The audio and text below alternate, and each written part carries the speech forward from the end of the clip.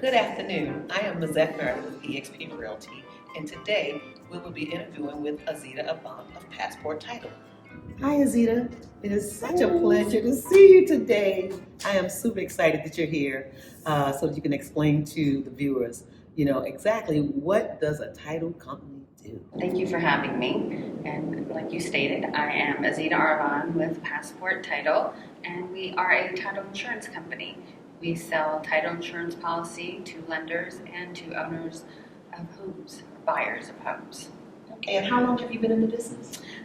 I believe over 20 years, maybe 25 years, 26 years. So tell me, how does the title company protect the buyer? So once we receive a ratified contract for the property, the processor, Kristen, my processor, would order the 60-year search from an abstractor. That is a person that goes through the court records, goes through judgment reports. They tally up a whole report on the property going back 60 years. So they tell us, yes, they tell us how many people have owned the house in the past 60 years, how many mortgages were on the house in the past 60 years, if they were released or not. So it gives us a whole rundown of the property for 60 years. Oh, that's awesome. Yes. That's awesome. Just had buyers say that they don't want a title insurance policy because they're buying the house cash, they're investors, they're going to flip it in a matter of months. So what's the sense of paying the $300, $400 or $500 for the title insurance? It's just money wasted, they think. And when they go to sell the house in 6 months, the policy will expire with their transaction.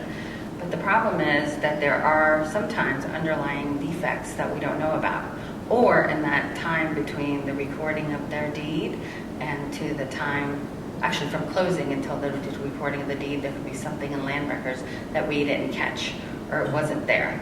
So policy also covers you for that gap in there between the time of closing and the recording of the deed. So the next question I have for you, Azita, is name 3 mistakes buyers and sellers make before and after settlement. So before, if you are your name, I'm going to give you an example. So if your name is Linda Smith when you purchase the house, but now you've gotten married and your name is now Linda Thomas. So the contract, your agent pulls up SDAT, where the records are, who's on the deed, and she'll put on there, or he'll put on there, Linda Smith, right? And then when you get to closing, the seller will bring an ID that says Linda Thomas. Yes. So I'm conducting the closing. I look at this ID, and I'm like, well, where's Linda Smith? I don't know who's Linda Thomas, who's Linda Smith. So at that point, it's really late. Like, you have to let your agent know that I'm married, the name that I bought the property in is no longer, my last name or my name.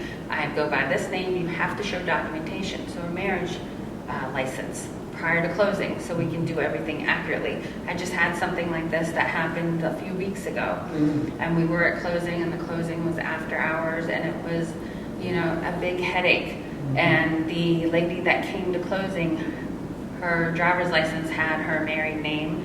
She didn't have her marriage certificate, right? And she swore up and down that she told her agent, but she did not, because her agent was there. And her agent said, no, you did not tell me, or I would have, had you bring me the right documents. Right. So we had to take, she had to give us her passport. She had to give us, she had some others, I can't remember, her birth certificate. Her birth certificate, her passport, just so we could document that this person is actually, who she said she is, because she didn't have her marriage decree with her marriage license with her. So it's very important to communicate. So that's one. So another one is, so if a seller is selling their house and their spouse is deceased, right? And they don't tell their agent. That happened too. So we come, everyone comes to closing, and we find out that, well, where's the missus? Well, the missus has passed away. Well, why didn't you tell anyone? Because that's very important. We need documentation.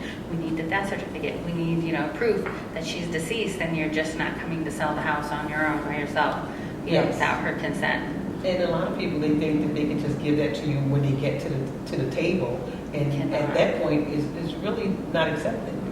It's not, and I'll tell you why, because we have to run, you know, the lien searches and the judgment reports, so we have to have all this name documentation so we can run the correct reports. So we're running it on the proper people. I understand. Number 3? And number 3 is money.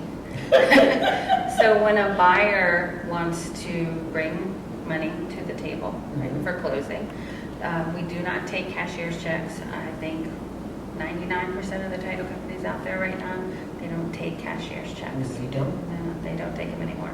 So it's a wire.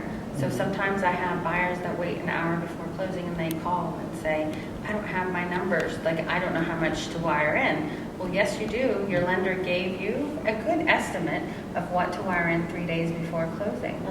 So that's how much you should wire in. If that number is not accurate, if you're wiring in more, we'll give you a check back at closing. If you wired in less, bring a personal check to closing. We'll take anything less. We'll take personal check for $1,000 or less. Which makes sense at that point, because a lot of buyers don't understand that, again, time is of the essence. So you have to get things in a timely manner. And 2, that you may have other settlements set up that day, and now they're working into your next settlement.